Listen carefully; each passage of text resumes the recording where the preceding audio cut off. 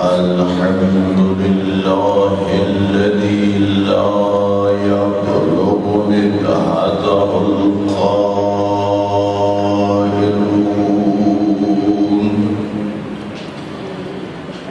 ولا يحصي نعماءه العابدون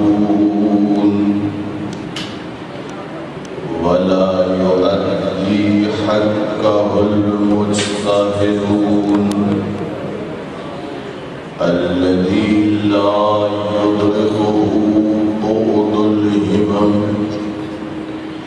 ولا يناله غوص الفتن والصلاة والسلام على أفضل العدد والرسول المسدد والمصطفى الأمجد والمحمود الأحمد حبيب إله العالمين أبي القاسم محمد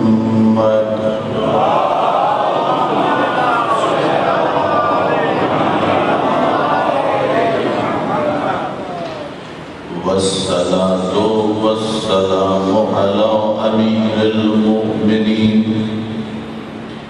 وولي رب العالمين وسيد الأجل والجليل المطهر والإمام المظفر والشجاع الغزنفر أبي الشبير وشبر وقاسم طوبى وسكر أخ الرسول وزوج البدول أعني سيدنا ومولانا علي بن أبي طالب صلوات الله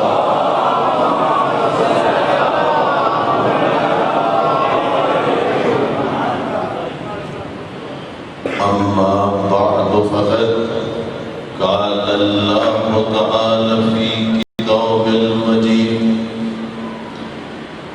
بسم الله الرحمن الرحيم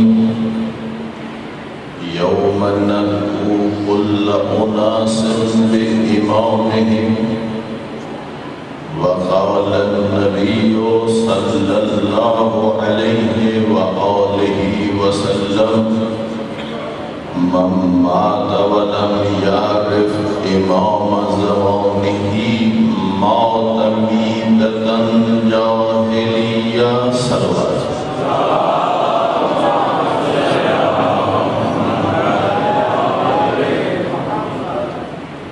اللہ رب العزت سے دعا ہے کہ اپنے معصوم نمائندوں کے صدقے میں اس امام بارگاہ کے شہداء کے درجات بلند فرمائے اور جہاں جہاں بھی ملت جعفریہ کے شہداء ہیں خدا ان کے درجات بلند فرمائے اور آپ جتنے بھی نمازی حضرات و وجہدار حضرات جو آپ کی دعائیں ہیں اللہ رب العزت محمد و آل محمد کے صدقے اپنی بارگاہ میں قبول فرمائے سامعین محترم خدا کا شکر ادا کرتا ہوں کہ استاد نے آپ سے ملاقات اور زیارت کی یہ سعادت عطا کی ہے۔ آپ جانتے ہیں کہ 15 رمضان المبارک ولادت باسعادت حضرت امام حسن علیہ السلام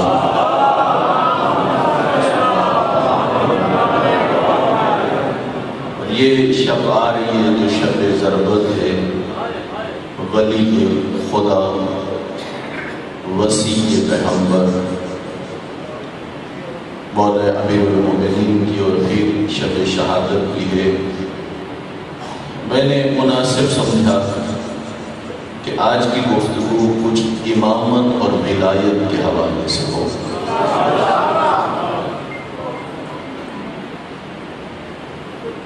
سامعین محترم، جو آیہ کریمہ آپ کی خدمت میں عرض کی ہے، اس میں اللہ رب العزت یہ ارشاد فرماتا ہے کہ روز قیامت میں نے ہر کسی کو اس کے امام کے ساتھ بلانا ہے۔ آپ جانتے ہیں اللہ نے آزادی دی ہے، اختیار دیا ہے، جسے چاہو تم اپنا امام مان لو، لیکن اتنا ہے یہ نہیں ہو سکتا کہ یہاں انسان کسی اور کو امام مانے اور کل اٹھایا کسی اور کے ساتھ جائے گا۔ جنہوں نے علی مولا کو امام مانا ہے، اللہ کے وعدے کے مطابق وہ علی مولا کے ساتھ ہی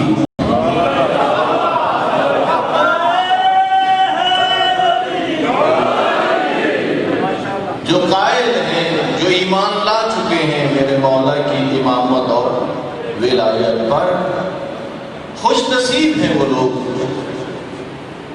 اس لیے کبھی پریشان نہ ہوا کریں۔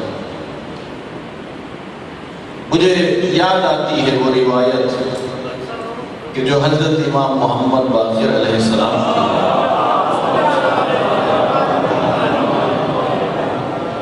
میرے آقا ارشاد فرماتے ہیں یہ جو تمہارے دلوں میں ہماری محبت ہے، یہ کوئی تمہارا ہنر نہیں ہے۔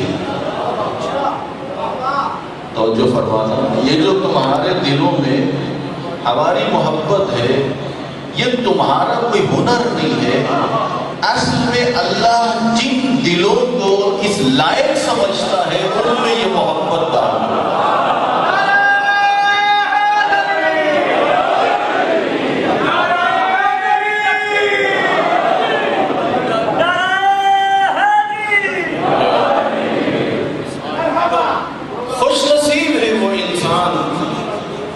اور خدا کا شکر ادا کرنا چاہیے کہ پروردگار تو نے مجھے وہ قلب عطا کیا ہے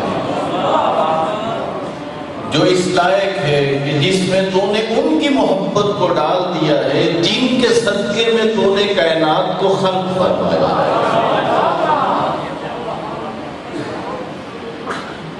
اللہ کا وعدہ ہے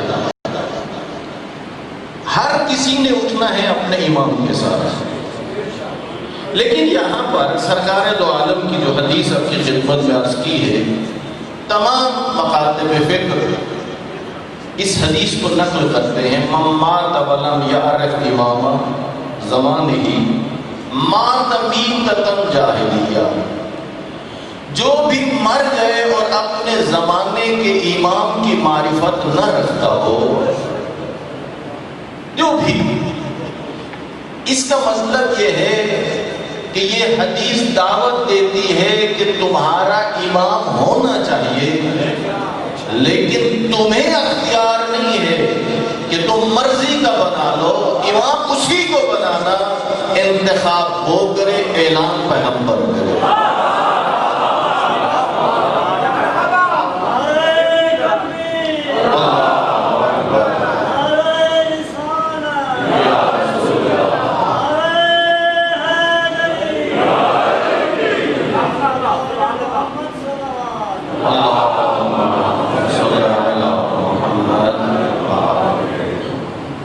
اس لیے ہمارا یہ عقیدہ ہے کہ مولا کائنات سے لے کر حضرت ولی عصر علیہ السلام تک یہ 12 اللہ کے منتخب شدہ نمائندے ہیں۔ ہمارا یہ عقیدہ ہے کہ یہ معصوم ہے، ہمارا یہ عقیدہ ہے یہ کسی مدرسے کے یا کسی شخص کے پڑھائے ہوئے نہیں ہیں، اللہ نے انہیں علم عطا کیا۔ ہمارا عقیدہ ہے کہ ان کی طہارت پر اللہ نے آیت کو نازل کیا ہے، لیکن مشکل کس چیز میں ہے؟ مشکل یہ ہے کہ اپنے زمانے کے امام کو پہچانا یا نہ پہچانا، اور یہ فکر فریقین کے اندر موجود ہے، اور دیکھتے ہیں اس چیز کو۔ اور ایک بہت ساری بڑی شخصیت کے بارے میں ہے، جب حجاج بن یوسف کا دور تھا، اس زمانے میں جب وہ اپنے بستر مرگ پہ تھا تو یہ بات کہنے پہ مجبور ہوا، کہا سرکار دو عالم کی یہ حدیث ہے جو اپنے زمانے کے امام کو نہ پہچانے، اور صورتحال یہ تھی کہ مولا کائنات کی امامت پر ایمان نہ لایا تھا، اور اس وقت وہی اٹھ کے آیا حجاج بن یوسف کے پاس کہ میں تیرے ہاتھ پہ بیعت کرتا ہوں۔ لیکن کیا کیا حجاج بن یوسف نے؟ اس نے اپنا ہاتھ نہیں، اپنا پاؤں نکالا، کہا اس پہ ہاتھ رکھ لو، اس کا مطلب یہ ہے کہ جب در علی کو چھوڑو گے تو ذلت ملے گی۔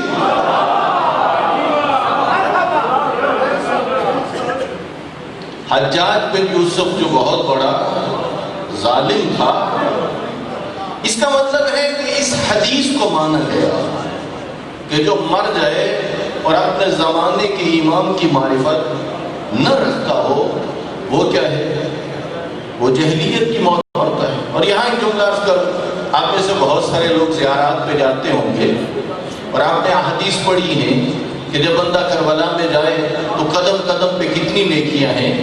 یا ایک جملہ عرض کرتا چلا جاؤں، جانے کو تو بہت جاتے ہیں وہاں پہ اور مختلف عقیدے کے لوگ جاتے ہیں وہاں پہ، لیکن ایک جملہ عرض کرتا ہوں، یہ جو ثواب کا وعدہ ہے اس میں ایک شرط بھی ہے، عارفاً لحق ہی، ہر کسی کو نہیں ملتا جو ان کے حق کی معرفت رکھتا ہو، جو پہچان چکا ہو کہ ان کا حق کیا ہے۔ خدا نے حق کی ولایت عطا کیا ہے، ولی خدا کیسے پتا چلے کہ نہ پہچانا گیا؟ جب جنگ صفین ہو رہی تھی، 1,00,000 کے قریب امیر کائنات کی فوج تھی، یہ کوئی تھوڑا سا لشکر نہیں ہے۔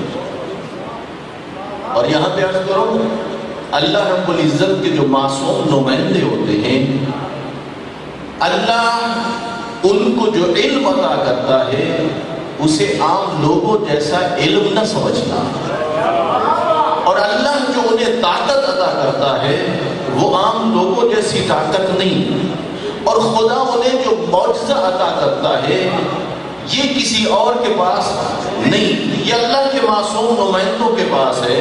اب یہاں دعوت فکر دے رہا ہوں، اللہ یہ چند خصوصیات جو عطا کرتا ہے اور انہی خصوصیات کی بنیاد پہ افضل مخلوق بناتا ہے اور انہیں عزت اور عظمت سے نوازتا ہے وہ خدا، تو یہاں سوچنے کی یہ بات ہے، ان 1,00,000 میں سے کتنے تھے جو ان عظمتوں کو پہچانتے تھے؟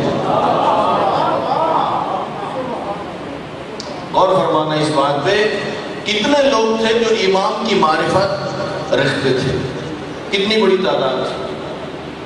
اب یہاں پر بڑی عجیب بات ہے، یہ 3-4 ماہ کی جنگ ہے، ایک ایسا موقع آیا جب جنگ اپنی آخری مراحل میں تھی تو جناب مالک اشتر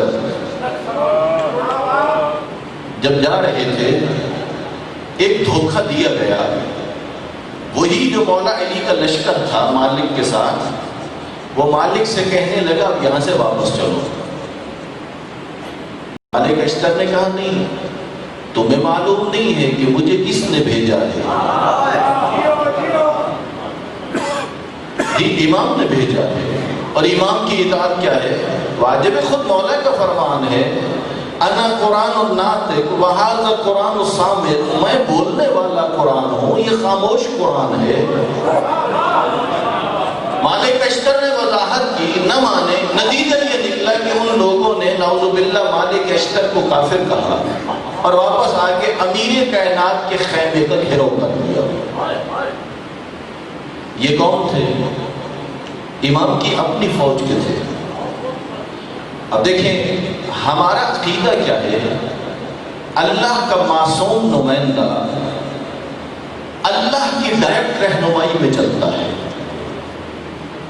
وہ لوگوں کے مشوروں اور رہنمائی کا محتاج نہیں ہوتا، اگرچہ ان کی دلجوئی کی خاطر، ان کی حوصلہ افزائی کی خاطر مشورہ کر لے، سرکار دو عالم نے بھی کیا، لیکن اللہ کا خصوصی فضل ہوتا ہے اپنے معصوم نمائندے پر، انہیں ضرورت نہیں ہوتی، اور اصول یہ ہے کہ لوگوں نے رہنمائی لینی ہے اللہ کے معصوم نمائندے سے۔ اور لوگوں نے ولی خدا کی اطاعت کرنی ہے۔ اب میرے مولا نے فرمایا، کہا تم بھول رہے ہو، میں نے جو فیصلہ کیا ہے اسی میں اسلام کی بھی بقا ہے، اسی میں تمہاری بھی بھلائی ہے۔ کہانی مولا مالک کو واپس بلائیے۔ اسلام چاہتا ہے لوگ میرے سانچے میں ڈھل جائیں، لوگ چاہتے ہیں اسلام ہمارے سانچوں میں ڈھل جائے۔ ولی خدا کہتا ہے جیسے میں سمجھاتا ہوں ویسے کرو، یہ ماننے کے لیے تیار۔ تو کیا یہ مولا کی فوج میں نہ تھے؟ کیا یہ قرآن کی تلاوت نہ کرتے تھے؟ کیا یہ نمازیں نہ پڑھتے تھے؟ پڑھتے تھے۔ اس کا مطلب یہ ہے کہ یہ دیندار تو تھے لیکن دین شناس نہیں تھے۔ توجہ فرما رہے ہیں؟ لیکن نا بڑی سادہ سی بات ہے، آپ کے محلے میں خدا نخواستہ کوئی ایسا بندہ ہو جو اللہ کے واجبات کی پرواہ نہ کرتا ہو، محرمات سے اجتناب نہ کرتا ہو، کوئی آ کے اہل محلے سے پوچھے کہ کیسا بندہ ہے، تو کہیں گے بڑا بے دین ہے۔ جو واجبات کا پابند ہو، محرمات سے اجتناب کرتا ہو، اس کے بارے میں کہیں تو معاشرے والے کہیں گے بڑا دیندار ہے۔ واجبات کو پورا کرنا، محرمات سے بچنا دیندار کہلاتا ہے، امامت کی معرفت حاصل کرنا دین شناس کہلاتا ہے۔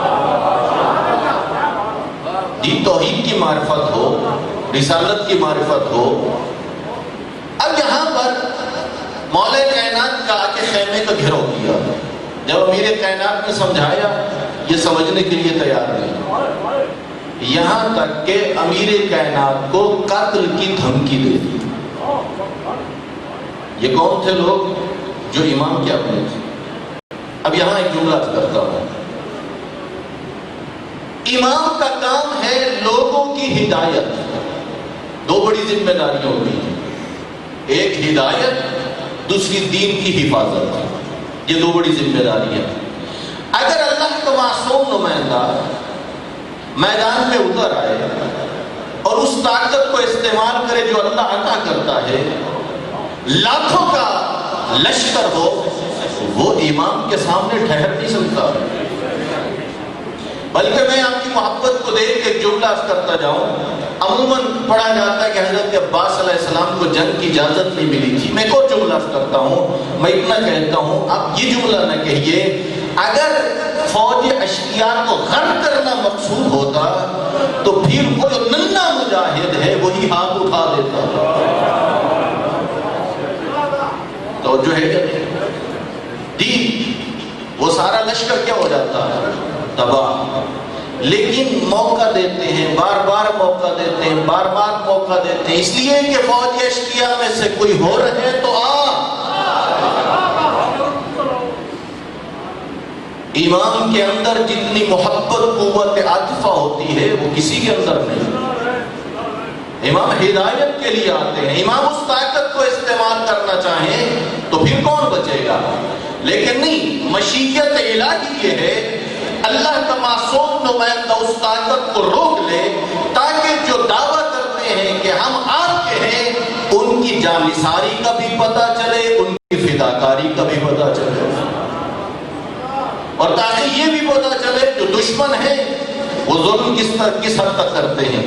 آپ سنتے ہیں کہ میدان خیبر میں 10 دن، 20 دن، 30 دن، مختلف تاریخ بتاتی ہے 39 دن تک کہ خیبر فتح نہ ہوئی، اور جب سرکار دو عالم نے فرمایا لَأُعْطِيَنَّ هَٰذِهِ الرَّایَةَ رَجُلًا قَرَارًا غَیْرَ فَرَاغٍ، کل اسے علم عطا کروں گا جو مرد ہوگا، قرار ہوگا، غیر فرار ہوگا، اللہ اس کو چاہتا ہوگا، اس کا رسول اس سے محبت کرتا ہوگا، وہ اللہ اور اللہ کے رسول سے محبت کرتا ہوگا۔ تھما دیا علم علی کو، دے دی ذمہ داری، اور ذمہ داری یہ تھی یا علی اس وقت لڑنا ہے جب میرے ایک ہاتھ میں خیبر کا در ہو، دوسرے ہاتھ میں مرحب کا سر ہو۔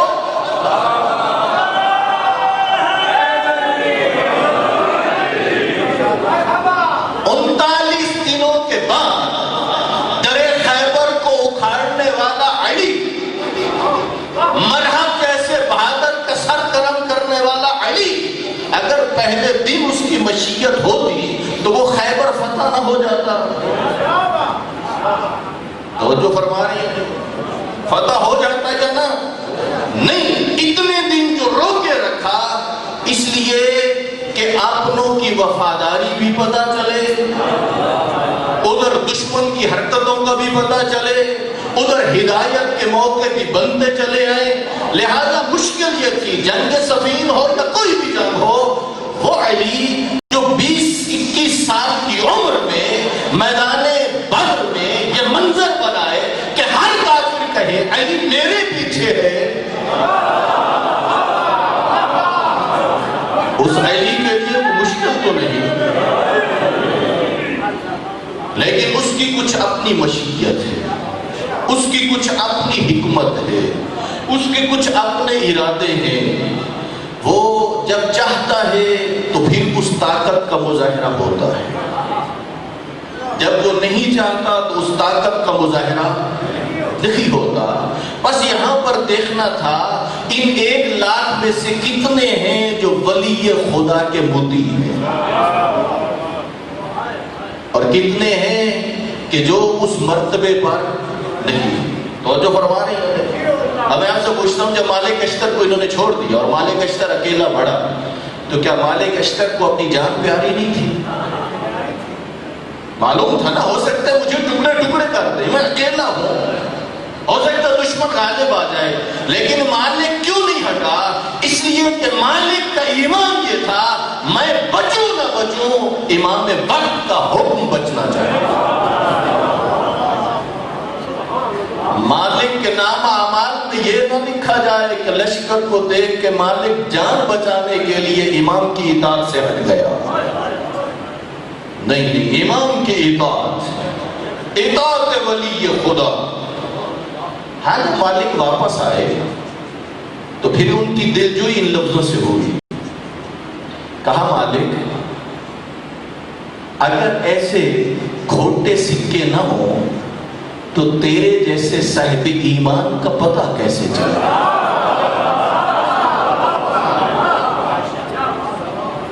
مولا مولا سے کیا تقاضا تھا؟ تاریخ بتاتی، یہاں تک کہہ دیا کہ آپ کے بچوں کو یتیم کر دیں گے۔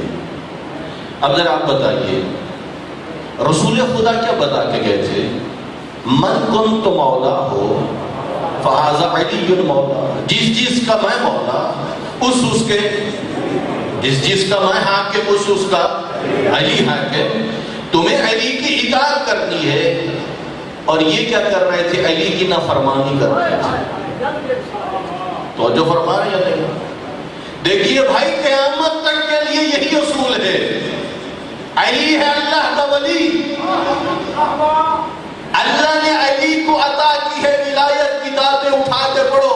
جب سرکار دو عالم معراج پہ تشریف لے گئے تو مفسرین لکھتے ہیں جہاں ملاقات ہوئی ملائکہ سے ہوئی، رسول خدا کی انبیاء سے ہوئی، اور پوچھا گیا کہ نبوت تمہیں کس بات پہ ملی، تو جواب یہی ملا، اللہ نے کچھ عہد لیے تھے اپنی وحدانیت کا، آپ کی رسالت کا، اور ایک عہد تھا علی کی ولایت کا۔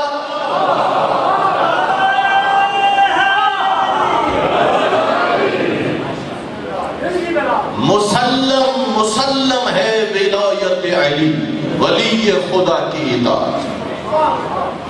یہاں بن گئی مشکل، تو بات سمجھ میں آ گئی، دعویٰ کرنے والے بہت تھے لیکن امامت کی معرفت رکھنے والے بہت تھوڑے تھے۔ اور جو فرما رہے ہیں نہیں فرما رہے ہیں۔ اور یہاں پر مولا کائنات کے لیے بن گئی نا مشکل، کہاں سے بنی؟ اپنے لوگوں کی وجہ سے بھی۔ کیوں بنی؟ اس لیے کہ اطاعت کی بجائے سرکشی پہ اتر آئے۔ اب یہاں پر ایک اور مسئلہ ہے، اگر ایک زمانے میں 1-2 امام ہوں، 3 امام ہوں، اس صورت میں کیا حکم ہے؟ پوچھا گیا ایکونا میں امامان، کیا ایک زمانے میں 2 امام ہو سکتے ہیں؟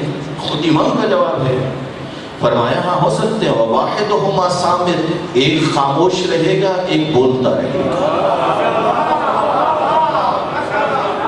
اور مسئلہ امامت اتنا ہے مسئلہ مسئلہ ہے، اتنا اہم مسئلہ ہے، آپ کے لیے 2 مثالیں عرض کروں تاکہ بات واضح ہو جائے. اتنا اہم مسئلہ ہے، جب امام حسن علیہ السلام کے ہاتھوں پر بیعت کے لیے آئے اور کہا کہ مولا آپ کے ہاتھوں پہ بیعت کرتے ہیں، 3 شرطیں رکھی گئی. یہ جو بیعت ہوتی تھی طریقہ کار یہ ہوتا تھا کہ ہاتھ پہ ہاتھ رکھا جاتا تھا، اور پہلی شرط تھی کہ آپ قرآن کے مطابق فیصلہ کریں گے، دوسری شرط تھی سنت پیغمبر، اور تیسری تھی دشمنوں سے جنگ کرنے کی. میرے مولا نے ارشاد فرمایا قرآن و سنت کے بعد کوئی اور شرط رکھ کے تم گویا یہ بتانا چاہتے ہو کہ نعوذ باللہ یہ چیز قرآن و سنت ہماری رہنمائی نہیں کر سکتی. فرماتے نہیں، جب قرآن و سنت آ گیا اس کے بعد کوئی اور شرط نہیں ہو سکتی. انہی 2 شرطوں پر میں بیعت کے لیے تیار ہوں. لوگوں کا ایک گروہ بیعت نہ کی، واپس ہٹا. اور افسوس یہی ہے کہ زمانے والے نہ پہچان سکتے، اور آج بھی صورتحال یہی ہے. وہاں سے چلے آئے در امام حسین علیہ السلام پر. امام کا غلام باہر آیا، کہا مولا سے کام ہے، اور اس کی دلیل آپ کو یوں دوں. جیسے آج لوگ سمجھتے ہیں کہ اقتدار کی خاطر بھائی بھائی کا دشمن ہو سکتا ہے، ان لوگوں کی صورتحال بھی یہی تھی. امام حسین کی خدمت میں آئے، کہا مولا آپ ہاتھ بڑھائیں گے، آپ کے ہاتھوں پہ بیعت کرتے ہیں. اب میں تمام بزرگوں کی خدمت میں ایک طالب علم ہو کے جملہ کرتا ہوں. جب کہا آپ کی بیعت کرتے ہیں، امام حسین نے فرمایا تم بھول گئے ہو جب تک میرا بھائی حسن ابن علی زندہ ہے وہ تمہارا بھی امام ہے، میرا بھی امام ہے. تم پر بھی اطاعت واجب ہے، مجھ پر بھی اطاعت واجب ہے.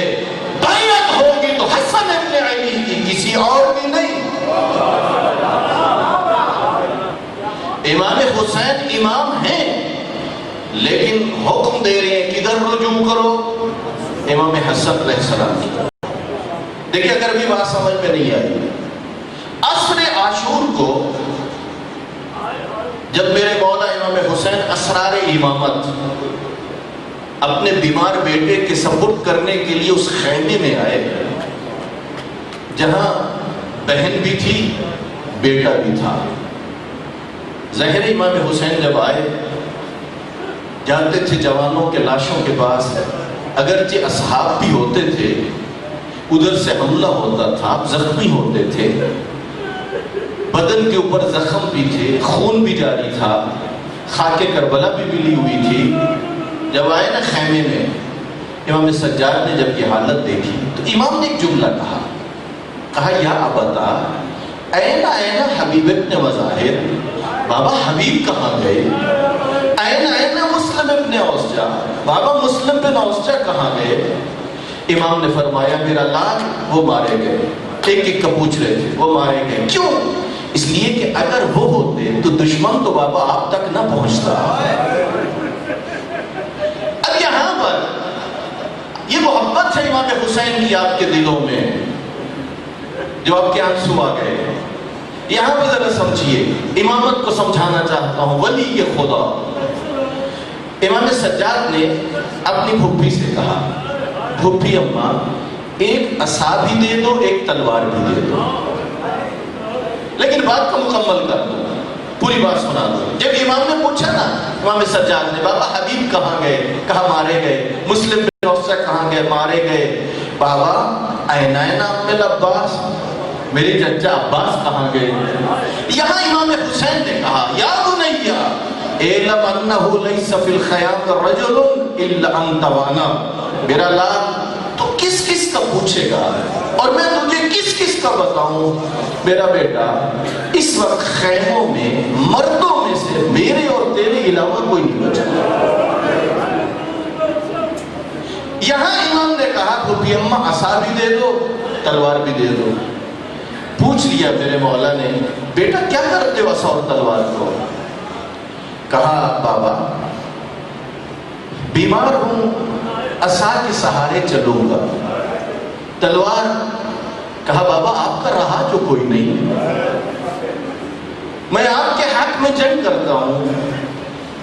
2 خواہشوں کا اظہار کیا نا، امام حسین نے کیا کہا؟ میرا لال، تیرا جہاد تو میرے جہاد سے بھی سخت ہے۔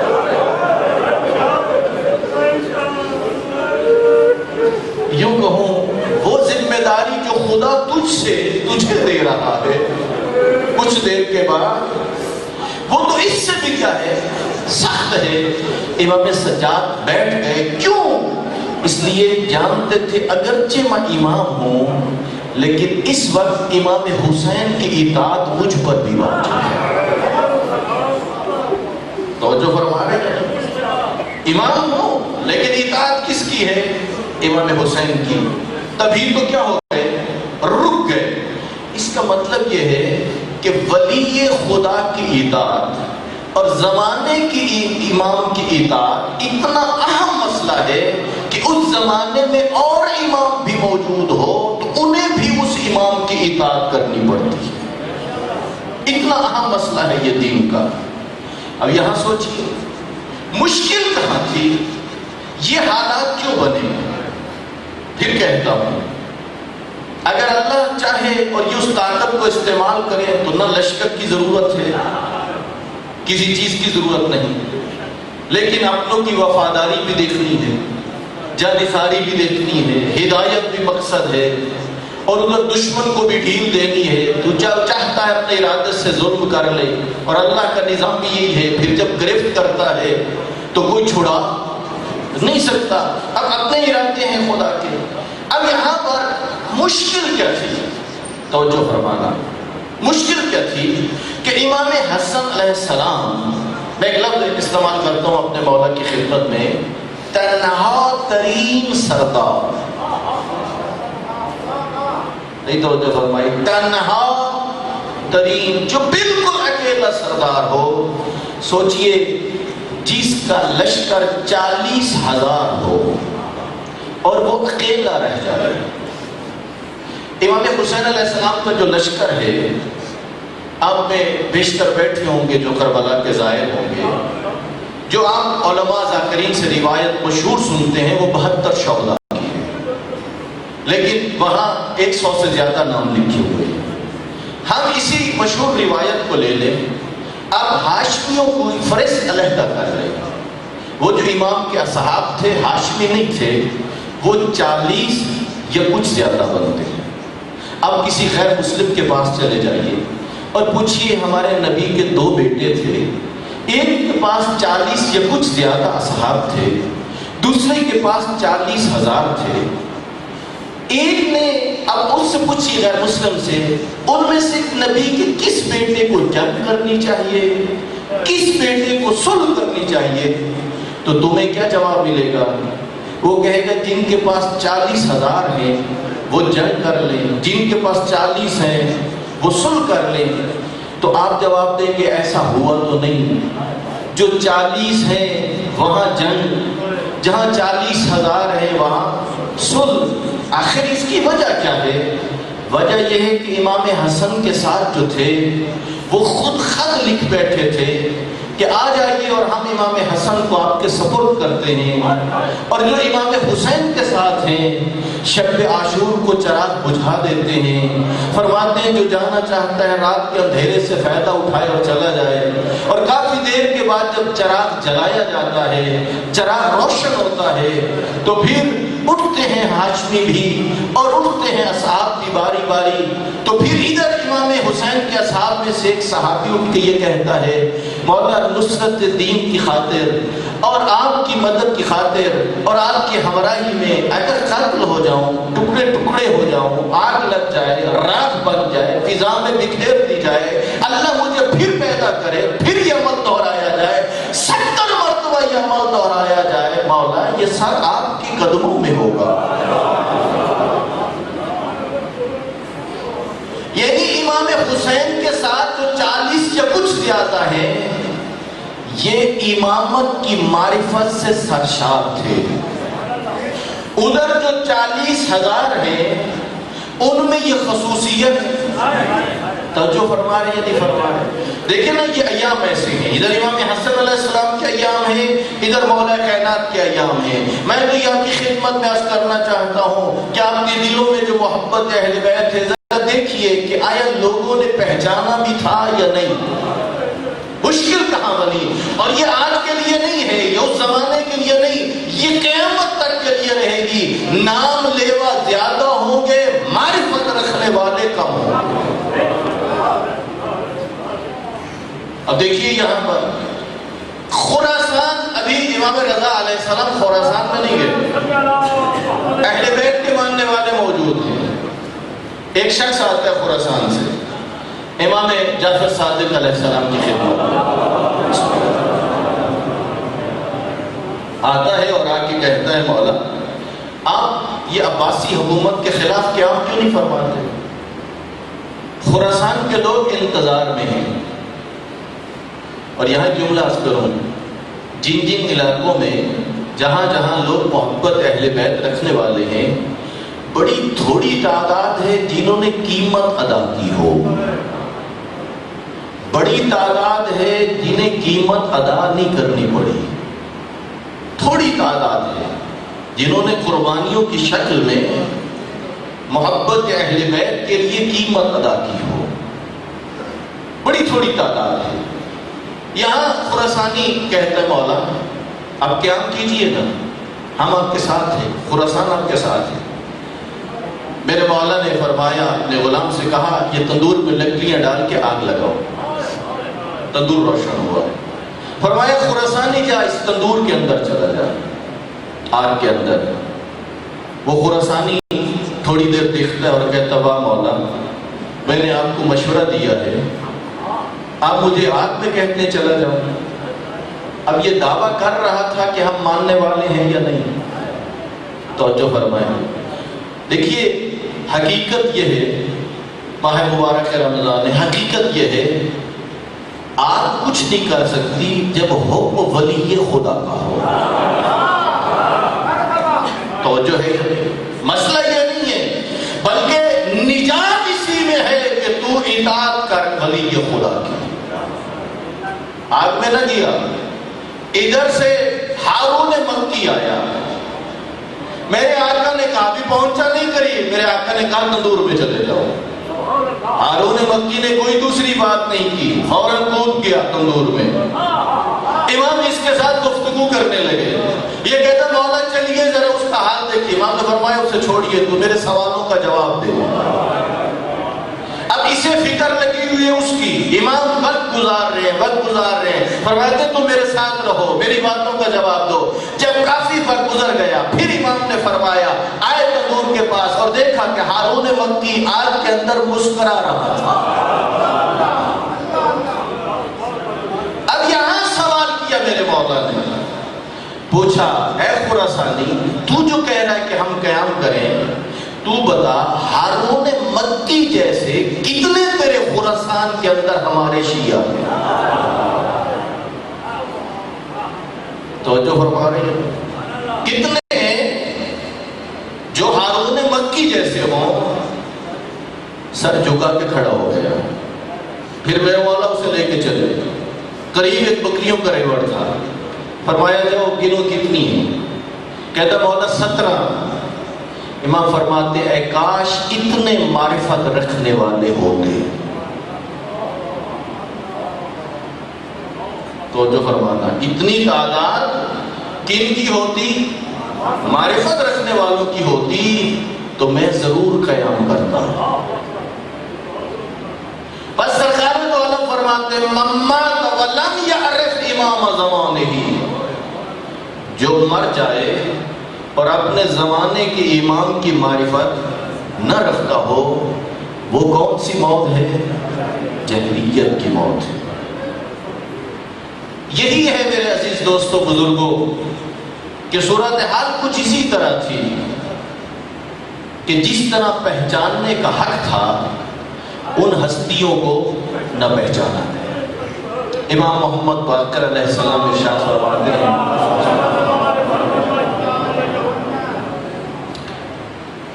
مولا فرماتے ہیں ان کان مطیعا للہ فہو ولی لنا، جو اللہ کی اطاعت کرتا ہے وہ ہمارا موالی ہوتا ہے. توجہ فرما، جو اللہ کی اطاعت اور بندگی کرتا ہے وہ ہمارا موالی ہوتا ہے۔ وَإِن كَانَ مُسِيئًا لِلَّهِ، اگر وہ خدا کی نافرمانی کرے گا فَهُوَ عَدُوٌّ لَنَا، وہ موالی نہیں، وہ دشمن ہوگا۔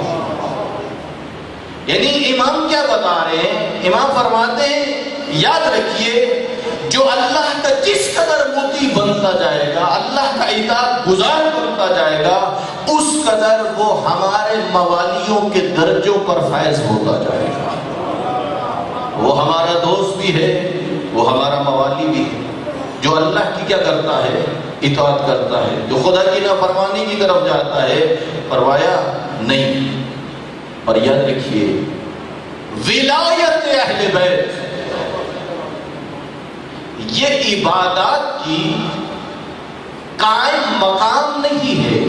غور کرنا، ولایت اہل بیت اور محبت اہل بیت یہ عبادات کی قائم مقام، مثلا بجان عرض کروں، ولایت اور محبت اہل بیت ہو، بندہ کہ اپنا نماز نہیں پڑھتا، یہ کافی ہے، اسے کہتے ہیں قائم مقام۔ ولایت اور محبت اہل بیت ہو، کہے اب روزے کی ضرورت نہیں، اب دیگر احکام کی ضرورت نہیں۔ ولایت اور محبت اہل بیت یہ ان عبادات کی جگہ پر نہیں کہ اگر ولایت اور محبت ہے تو باقی احکام کو چھوڑ دو، یہ ان کی جگہ پر نہیں۔ علی مولا فرماتے ہیں تم اللہ کی بندگی کرو، نماز پڑھو، روزہ رکھو، دیگر احکام پر عمل کرو، جو کمی رہ جائے گی ہم کمی کو پورا کریں۔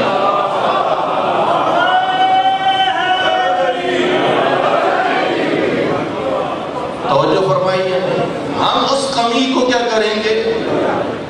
اس کی جگہ پر نہیں۔ اور یہاں جملہ کرتا ہوں، توجہ فرمانا، دیکھیں یہاں پہ جب کوئی ہمارا مومن دنیا سے اٹھتا ہے، جاتا ہے دنیا سے، تو ہم کوشش کرتے ہیں اس کے ذمہ نمازیں ہوں تو پڑھ دی جائیں یا پڑھا دی جائیں، ہے یا نہیں؟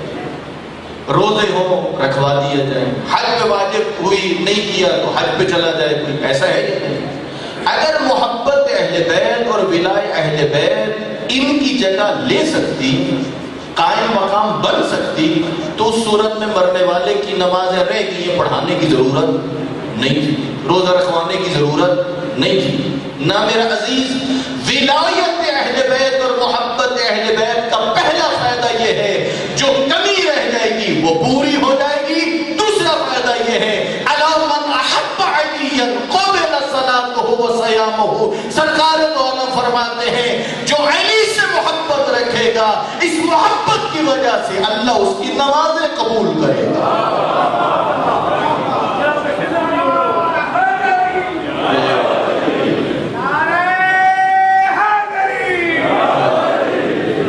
بس پہلا فائدہ کیا ہوا؟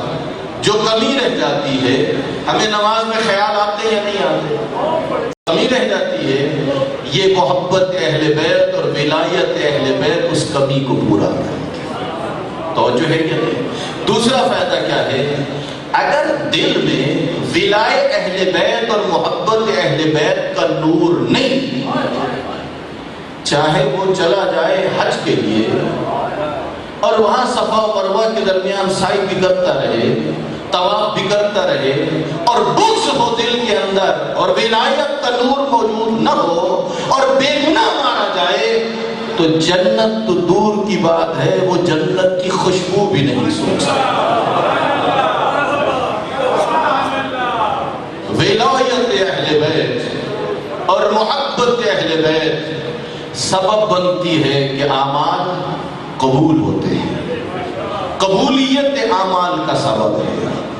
لہذا یہ نماز اور روزہ اور یہ احکام الہی، یہ تو وہ احکام ہیں، یہ سجدے بھی اس کی پیشانی پہ ہیں جس کے دل میں نور ولایت علی موجود ہے۔ اور خوش نصیب ہو کہ اللہ رب العزت نے یہ آپ کو نعمت عظیم عطا کی ہے۔ ایک زانوں پہ ہے امام حسن، دوسرے پہ ہے امام حسین، اور سرکار دو عالم کے ہاتھ ہوتے ہیں بلند اور کہتے ہیں اللہم انی احبہما، پروردگارا میں ان دونوں سے محبت کرتا ہوں. توجہ فرمانا، میں ان دونوں سے محبت کرتا ہوں. اور کیا کہا؟ کہا واحببہما، مالک تو بھی ان سے محبت کر. یہی جو رسول خدا کہہ رہے ہیں، یہ اپنی مرضی سے نہیں کہہ رہے، وہ چاہتا ہے تو رسول کہتے ہیں اے اللہ میں بھی ان سے محبت کرتا ہوں، تو بھی ان سے محبت کر. اگلے جملے پہ غور کرنا، کہا پروردگارا نہ فقط ان سے محبت کر بلکہ ہر اس سے محبت کر جو ان سے محبت کرتا ہوں.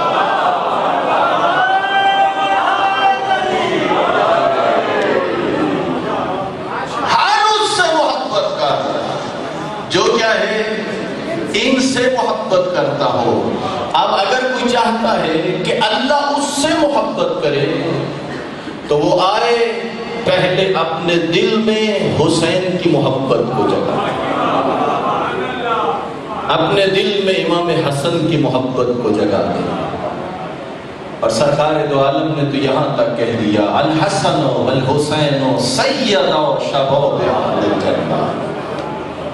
جی جنت لینا چاہتے ہو تو پھر آؤ امام حسن اور امام حسین کے پاس، ایسا نہیں مل سکتی.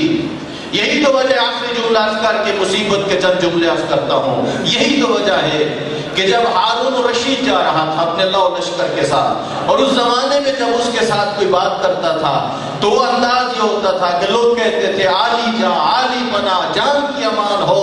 تو ہم یہ بات کہیں خلیفۃ المسلمین، بڑے بڑے القابات ہوتے تھے. اسی زمانے میں مصلحت کی زنجیروں میں جکڑا ہوا عقل مند بہلول نہ علی جا کہتا ہے، نہ علی بنا کہتا ہے، نہ جان کی امان کہتا ہے. اتنا کہتا ہارون میری بات سنو. ہارون کو غصہ آ گیا، کہا دیوانے تو جانتا ہے تو نے کس سے بلایا ہے؟ تو بہادر ڈرا نہیں، جھجکا نہیں، اتنا کہا میں جانتا ہوں، میں نے اس سے آواز دی ہے جہاں جہاں تیری حکومت ہے اگر کسی کا حق مارا گیا، کسی پر ظلم ہوا، پرسش کل تجھ سے ہوگی. اس لیے کہ حکمران لوگوں کی جان و مال کا ذمہ دار ہوتا ہے. اب ظاہر ہے جو لوگ تھے ان کے سامنے سبکی ہوئی. اب یہ اپنی سبکی کا ازالہ کرنے کے لیے کہتا ہے بہلول تیری کوئی حاجت ہو تو بیان کر. بہلول نے سر جھکا کے کہا ہارون میری اور تو کوئی حاجت نہیں. ایسا کر ایک تو میرے گناہ بخشوا دے، دوسرا مجھے جنت کا ٹکٹ دے دے. توجہ فرمانا، ایک گناہ اور دوسری. ہارون نے کہا تو نے ایسی بات کا تقاضا کیا ہے جس پہ میں قدرت نہیں رکھتا. توجہ فرمایا، میرے اختیار میں نہیں. ہمارا عقیدہ ہے للہ ما فی السماوات و ما فی الارض. حقیقی مالکیت ہر چیز کی کس کے لیے ہے؟ اللہ کے. حقیقی مالک جی پوری کائنات کا، زمینوں کا مالک، آسمانوں کا مالک، ہر کسی کا مالک کون ہے؟ وہ اللہ. حقیقی مالک وہ ہے. باقی جو ملکیت ہے وہ ایک دوسرے کی نسبت ہے. میں اپنے گھر کا مالک ہوں تو آپ کی نسبت، ورنہ میں تو اپنے وجود کا بھی مالک نہیں ہوں. اس وجود کا مالک بھی وہ اللہ ہے. روز قیامت ان آزاد بولنا ہے، میرے ساتھ خلاف گواہی دینی ہے. ہر چیز کا مالک ہے وہ اللہ. اللہ کی ملکیت کے بعد اللہ بھی کچھ ملکیتیں عطا کرتا ہے اپنے بندوں کو، کچھ ملکیتیں عام بندوں کو، کچھ خاص بندوں کو. اگر کسی کو اس دنیا میں کسی کی جگہ کی ملکیت مل جائے، گھر بنا لے، وہ باہر تختی لگاتا ہے، نام لکھا جاتا ہے، دیکھنے والے سمجھتے ہیں اصل مالک تو اللہ ہے، لیکن تختی سے لگتا ہے کہ فلاں شخص گھر کا مالک ہے. ذرا کتابیں اٹھا کے تو دیکھو جنت کے دروازوں پہ علی ولی اللہ لکھا ہوا ہے یا نہیں؟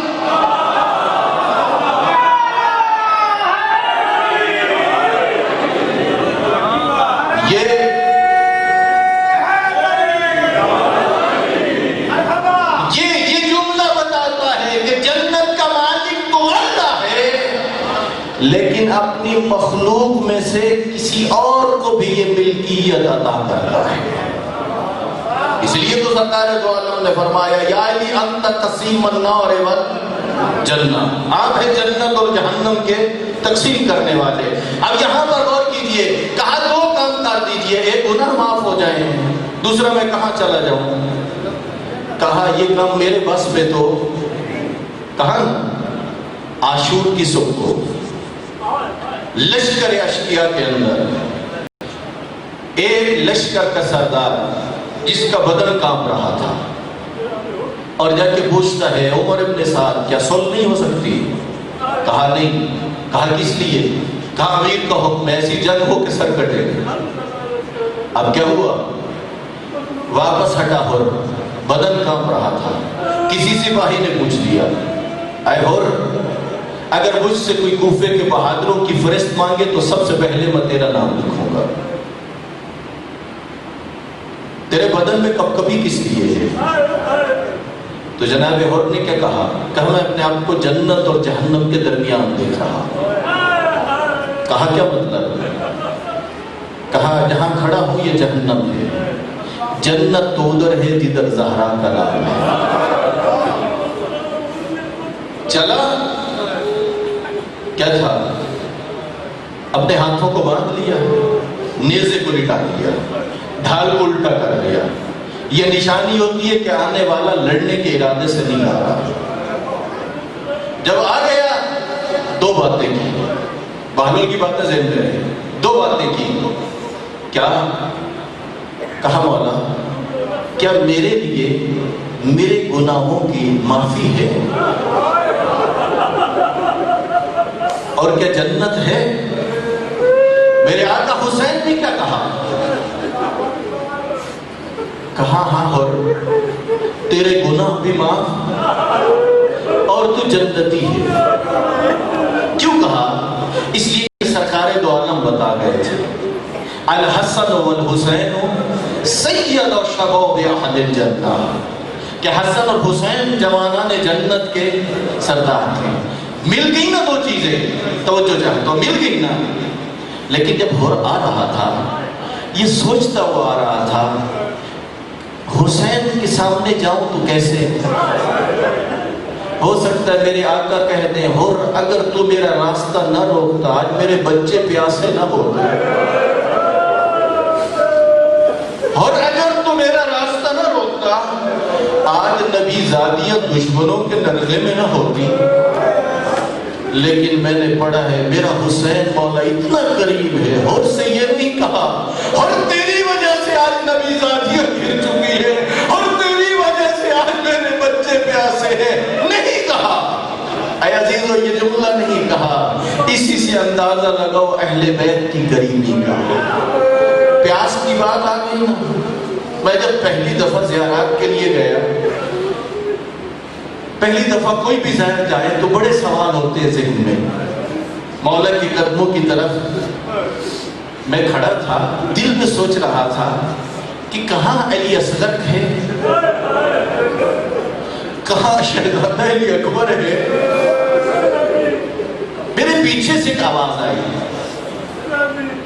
وہ ہماری رہنمائی کر رہے تھے اردو میں۔ کہا میں ہندوستان کا رہنے والا ہوں، شام میں پڑھتا ہوں۔ یہ ان کے جملے ہیں۔ کہتے ہیں جب عصر عاشور کو میرے آقا آئے ہیں نا خیموں میں ودا کرنے کے لیے، تو اصغر کی ماں سے کہا ایسا کرنا عصر عاشور کے بعد ترتیب بدل دینا۔ میری آقا ذاتی سمجھی نہیں ترتیب سے کیا مراد؟ کہا ایسا کرنا جو تیری گود پہ سوتا ہے وہ عصر عاشور کے بعد میرے سینے پہ سوئے گا۔ اجرکم اللہ، اجرکم اللہ، بہت ثواب ہے۔ جانتے ہیں ماہ مبارک سے پہلے ثواب تھوڑا تھا، ماہ مبارک میں ہر نیک عمل کا ثواب بڑھ جاتا۔ اجرکم اللہ، وہ جو تیری گود میں سوتا ہے عصر عاشور کے بعد اسے میرے سینے پہ سلانا۔ اگلا جملہ ذرا اپنے دل کو سنبھال کے سننا، اور کہا اپنے حنم سے، کہا وہ جو میرے سینے پہ سوتی ہے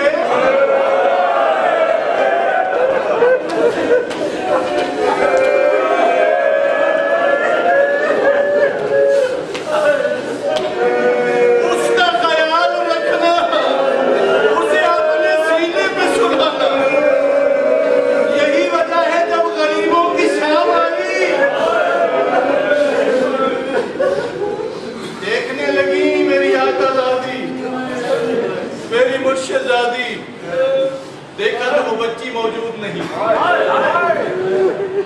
अजीजों, ढूंढते ढूंढते बड़ा गुस्सा हो गया। मैंने एक तो जुमले अर्ज करने हैं और वो रिवायत सुनानी है जो अल्लामा सैयद अली नक्कल पढ़ा करते थे और कहा करते थे ये रिवायत जरूर पढ़ा करो। कहते थे मेरे वालिद भी बहुत पढ़ा करते थे।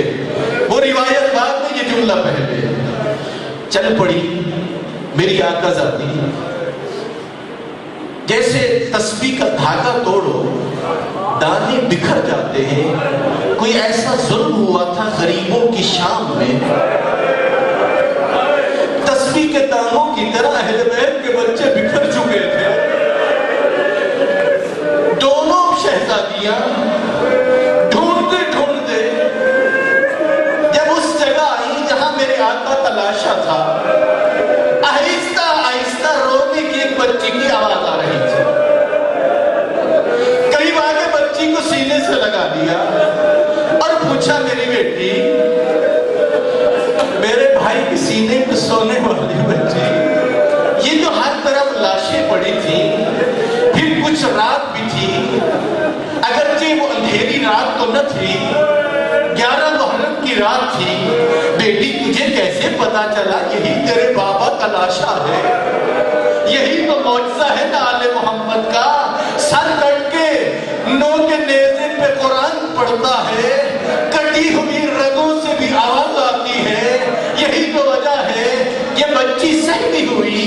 कहती है फूफी अम्मा, जब खैमे जले, बदमाश खैमों में दाखिल हुए और हमने अपने पर्दे को बचाने के लिए खैमों को छोड़ा, बस मैं दौड़ती हुई, पर्दा तो न बच सका, मैं रोती हुई यही कह रही थी, ओ मेरा गरीब बाबा।